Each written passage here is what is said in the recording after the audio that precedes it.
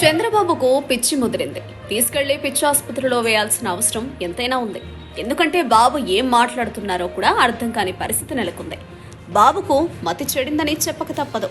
తాజాగా రాయలసీమలో ప్రచారానికి వెళ్లిన చంద్రబాబు అక్కడ ఎండల గురించి మాట్లాడారు.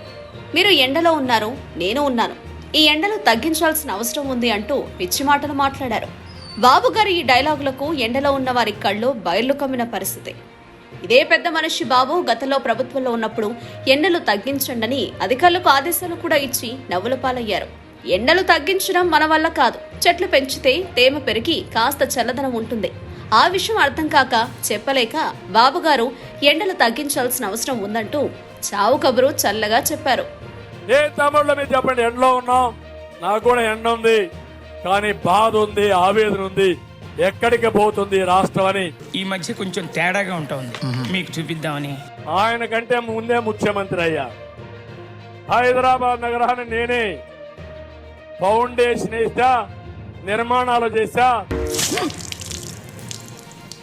నేను వేసిన ఫౌండేషన్ వల్ల ప్రపంచంలోనే నెంబర్ 1 సిటీగా హైదరాబాద్ తయారైందంటే ఇలాగే సార్, కొంచెం ఆడుగా బిహేవ్ చేస్తోంది.